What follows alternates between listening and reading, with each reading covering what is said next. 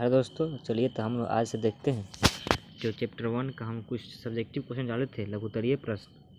आज हम लोग देखते हैं कुछ महत्वपूर्ण सूत्र और मात्रक तथा बीमा। आज ये इस सीरीज का मतलब कि आज वीडियो नंबर 2 है और जो मात्रक और बीमा है और जो थ्योरी वाला जो चल रहा है सीरीज, इसमें वीडियो नंबर 1 है।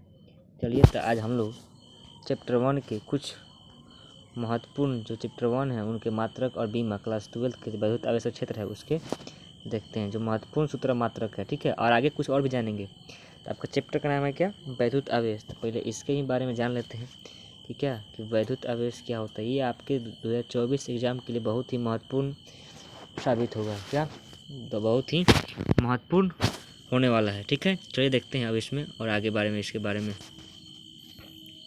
ठीक है, चलिए तो अब देखते हैं वैद्युत आवेश के बारे में कि वैद्युत आवेश क्या होता है। क्या वैद्युत आवेश क्या होता है? ठीक है, वैद्युत आवेश क्या होता है जी? तब वैद्युत आवेश किसी पदार्थ द्वारा वहन किए जाने वाला वह गुण है जिसके कारण विद्युत चुंबकीय क्षेत्र में रखे जाने पर यह एक बल का अनुभव कर सकता है। उसे क्या कहते हैं जी? विद्युत आवेश वह पदार्थ है, विद्युत आवेश किसी पदार्थ का वह गुण है जिसके कारण क्या विद्युत चुंबकीय क्षेत्र की उत्पत्ति होती है। मतलब वहाँ ले जाने पर किसी आवेश को चाहे किसी वस्तु को चाहे वहाँ क्या होगा, आपको बल अनुभव करेंगे। ठीक है, और जो आवेश होता है और आवेश आपके दो प्रकार के होते हैं। क्या जी?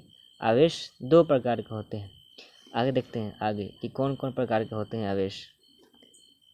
तो जो आवेश होता है वो दो प्रकार का होता है। उसमें एक होता है धनात्मक आवेश, एक क्या होता है? ऋणात्मक आवेश होता है। ठीक है, धनात्मक और ऋणात्मक आवेश। ठीक है, आप जानते हैं कि कोई परमाणु उदासीन होता है तो धनात्मक कब होगा, ऋणात्मक कब होगा? जब इलेक्ट्रॉन वहाँ से निकलेंगे किसी वस्तु से, उदासीन वस्तु से, तो क्या होगा? आपका जो आवेश होगा वहाँ उस वस्तु पर धनात्मक आवेश होगा, और किसी वस्तु पर आवेश जा रहे हैं मतलब कि इलेक्ट्रॉन जा रहे हैं तो उस पर क्या होगा? ऋणात्मक आवेश होगा। चलिए आगे देखते हैं आवेश का फार्मूला क्या होता है। ये आपको बहुत ही महत्वपूर्ण है, VVI। ठीक है, VVI है आपके, ये बहुत महत्वपूर्ण है। यहाँ से आपके बीमा और मात्रक भी पूछा सकता है। ठीक है, बीमा मात्रक को कुछ भी पूछा सकता है। ठीक है, चलिए देखते हैं इसका मात्रक बीमा पहले देखते हैं मात्रक का फॉर्मूला क्या होता है। तो आवेश बराबर फॉर्मूला क्या होता है? विद्युत धारा गुणे क्या समय। आवेश बराबर क्या होता है जी?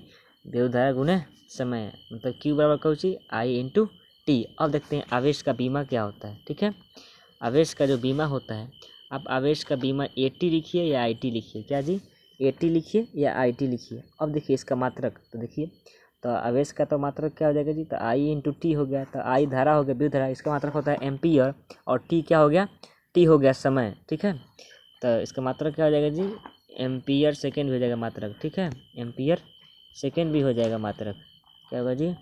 एम्पियर सेकेंड भी हो जाएगा मात्रक। और एम्पियर सेकेंड को ही क्या कहते हैं? और एम्पियर का सेकेंड। और आवेश का जो ऐसी मात्रक होता है उसका क्या होता है जी? आवेश का ऐसा ही मात्रक कूलम होता है। ठीक है, और एक कूलम बराबर होता है 1 एम्पियर सेकेंड। और कुछ भी और मात्रक हैं क्या? जैसे आप जानते हैं 1 माइक्रो कूलम बराबर क्या? 10⁻⁻6 कूलम। 1 मिली कूलम बराबर क्या? 10⁻³ कूलम। और ये आवेश के छोटे मात्रक हैं। अब बहुत जो छोटा मात्रक है वो क्या है? आपको हो जाएगा वो स्टेट कूलम हो जाएगा, छोटा छोटा मात्रक। आगे देखेंगे, आगे है इस PDF में। ठीक है, चलिए आगे चलते हैं। तो आवेश का ऐसे मात्रक क्या हो गया जी? कूलम। अब देखते हैं आवेश का जो CGS मात्रक होता है क्या होता है। आवेश का जो CGS मात्रक होता है वो होता है स्टेट कूलम। ठीक है, और 1 कूलम बराबर होता है 3 × 10⁻9 स्टेट कूलम। ठीक है, और 1 स्टेट कूलम बराबर कितना हो जाएगा? तो 1 स्टेट कूलम बराबर हो जाएगा 1/3 × 10⁻19 कूलम। ठीक है, ठीक है, या इसको आप यहाँ भाग देकर इसे लिख सकते हैं, या इसी को पॉइंट को बढ़ा के 10⁻10 भी कर सकते हैं कूलम में। ठीक है, अब देखते हैं आगे। ठीक है, आगे देखते हैं आप आगे क्या कह रहा है। चलिए आगे बहुत महत्वपूर्ण पॉइंट लिखा गया है। ठीक है, आगे जो बहुत महत्वपूर्ण पॉइंट है ये है कि आवेश का सबसे छोटा मात्रक क्या होता है। तो जो आवेश का सबसे छोटा मात्रक होता है वो क्या होता है जी? स्टेट कूलम होता है। क्या होता है? स्टेट कूलम होता है। ठीक है, आवेश का सबसे बड़ा मात्रक क्या होता है? तो आवेश का सबसे बड़ा मात्रक क्या होता है? फैराडे होता है। क्या होता है जी? आवेश का सबसे बड़ा मात्रक क्या होता है? फैराडे होता है। इसको आप ध्यान रखिएगा। लेकिन जो फैराड होता है, फैराड, ये आपका मात्रक होता है संधारित्र का। क्या? संधारित्र का मात्रक होता है फैराड। आप जानते हैं एक फैराडे बराबर क्या? एक फैराडे बराबर आपको 96,500 कूलम होता है। मतलब कि जो एक फैराडे होता है वो आपके 96,500 कूलम, मतलब कि 96,500 कूलम के बराबर होता है। ठीक है। और ये भी पॉइंट कि संधारित्र का जो मात्रक होता है वो क्या होता है? फैराडे। और फैराड भले फैराड और फैराडे किसका मात्रक है? वो चलेगा आवेश के 12 मात्रक में। ठीक है। अब देखते हैं बहुत आवेश के कुछ मूल गुण देख लेते हैं। ठीक है। बहुत आवेश के क्या कुछ मूल गुण देख लेते हैं बहुत आवेश के। ठीक है। तो बहुत आवेश के कुछ मूल गुण हो जाएगा। ठीक है। क्या हो जाएगा जी? मूल गुण, आगे मूल गुण हो जाएगा। ठीक है। और इस मूल गुण में क्या क्या आ रहा है जी? आपके इस मूल गुण में आपको आ रहा है, आपके इस मूल गुण में आ रहा है क्या? पहला आ रहा है योज्यता, मतलब कि आवेश को जोड़ देते हैं सिंपली। ठीक है। दूसरा संरक्षण का नियम कि क्या? आवेश को माने आवेश को ना तो नष्ट कर सकते हैं ना ही उसका उत्पत्ति कर सकते हैं। केवल एक जगह से दूसरी जगह क्या कर सकते हैं? स्थानांतरण कर सकते हैं। ठीक है। आगे आवेश का क्वांटिमीकरण, ये आपका बहुत ही महत्वपूर्ण पॉइंट है। आवेश का क्वांटिमीकरण, यहाँ से आपके एग्जाम में हर साल क्वेश्चन पूछे जाते हैं। ठीक है। एक ऑब्जेक्टिव में जरूर पूछा जाएगा, एक ऑब्जेक्टिव में और सब्जेक्टिव में पूछ देगा आवेश का क्वांटिमीकरण क्या होता है। ठीक है। चलिए इसके बारे में जानते हैं आवेश का क्वांटिमीकरण क्या होता है। आवेश का जो क्वांटिमीकरण होता है, आवेश का क्वांटिमीकरण, ठीक है, आवेश का जो क्वांटिमीकरण होता है, क्वांटिमीकरण इसके बारे में जान लेते हैं। ठीक है। क्या होता है जी क्वांटिमीकरण? क्वांटिमीकरण के बारे में जान लेते हैं। ठीक है। तो आपका ये हो जाएगा क्वांटिमीकरण का मतलब कि जो आवेश होता है किसी वस्तु पर, वो जो आवेश होता है वो आपके जो इलेक्ट्रॉन के आवेश हैं, मूलतम आवेश, सब वही उसका ही क्या होता है?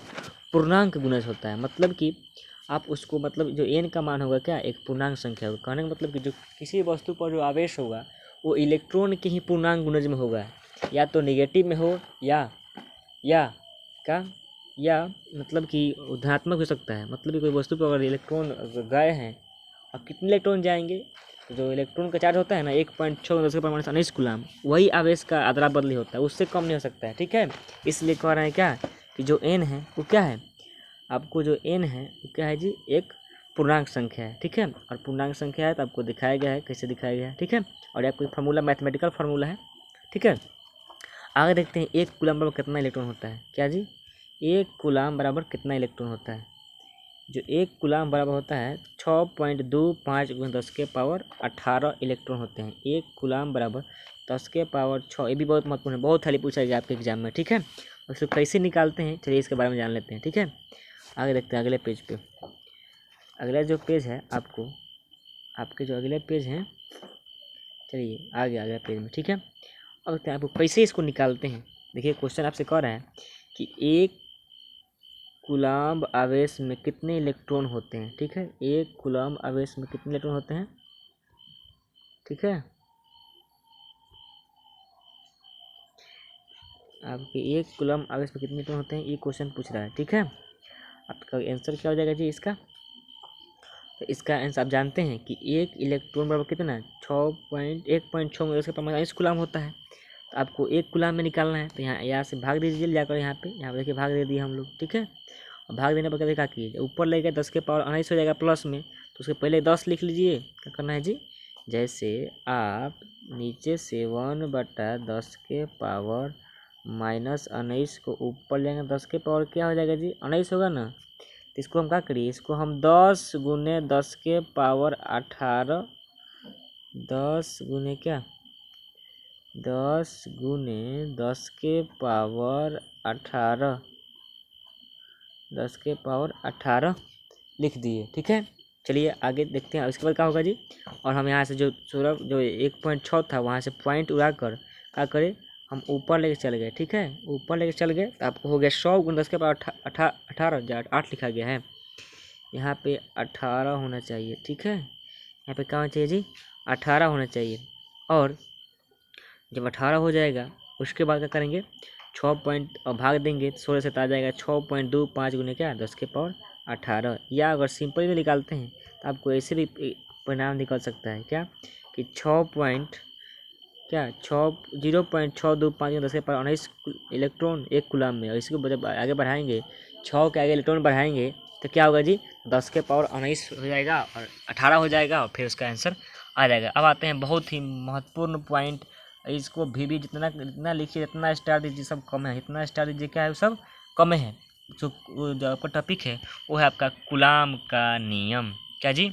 कूलाम का नियम। कूलाम का नियम क्या कहता है कि दो बिंदु आवेशों के बीच क्या लगने वाला बल उनके आवेशों के समानुपाती या अनुक्रमानुपाती भी कर सकते हैं, तथा दूरी के वर्ग क्या होता है व्युत्क्रमानुपाती होता है। चलिए ठीक है। और देखिए दो आवेश हो गया आपका, ठीक है, दो आवेश यहाँ Q1 हो गया, यहाँ Q2 हो गया, ये दूरी R हो गई। तो अभी बताया कि क्या जो आवेशों के क्या जो बल होता है आवेशों के समानुपाती दोनों आवेश की, और दूरी के वर्ग क्या होता है व्युत्क्रमानुपाती होता है। समीकरण 1 मान लिए, समीकरण इसको 2 मान लिए, समीकरण 1 और समीकरण 2 से भाग दीजिए तो जो के आया क्या है कि आपका पराभूतांक है, इसको अनुक्रमानुपाती नियतांक भी कहते हैं। ठीक है, के का मान इतना आ गया और के का मान होता है क्या, के का मान होता है 1/4πε0। तो जो कूलाम का नियम का फार्मूला आ गया, आपको फार्मूला इस तरह आ गया। ठीक है, फार्मूला क्या हुआ जी, इस रूप में आपको फार्मूला देखने को मिल गया। ठीक है, अब देखते हैं इसका और भी मान होता है, के का मान होता है 9×10⁻9 न्यूटन मीटर स्क्वायर प्रति कूलम्ब स्क्वायर। ठीक है,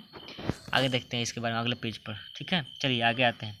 जो के का मान होता है क्या होता है जी, के का मान हो गया आपको क्या, आपका के का मान हो गया 9×10⁻9 क्या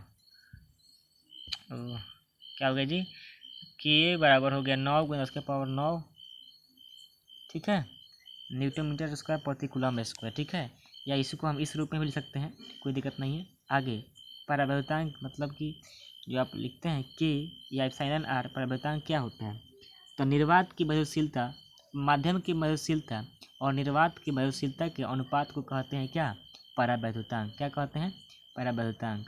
और इसको के बराबर लिख सकते हैं क्या, एप्सिलॉन बटा क्या, एप्सिलॉन नॉट, या इसी को यहाँ के जगह कर सकते हैं एप्सिलॉन आर भी कर सकते हैं, या इसी को हम देखो इस रूप में लिख दिए हैं। ठीक है, अब कुछ जान लेते हैं परावैद्युतांक मैंने कुछ पदार्थ के लिए क्या होता है, मैं किस वस्तु के लिए क्या होता है। जो के का मान होता है ये वस्तु और वस्तु, जो वस्तु होगा उस पर और पदार्थ होगा उस पर निर्भर करता है। ठीक है, चलिए आगे देख लेते हैं आगे क्या है। परावैद्युतांक का मान, जो परावैद्युतांक का मान होता है ये आपके जल के लिए कितना, वायु के लिए कितना होता है 1, या निर्वात के लिए भी 1 ही होता है। ठीक है, मतलब कि वो निर्वात के लिए 1 होता है, वायु के लिए 1 पॉइंट कुछ होता है, तो हम उसको 1 ही मान लेते हैं।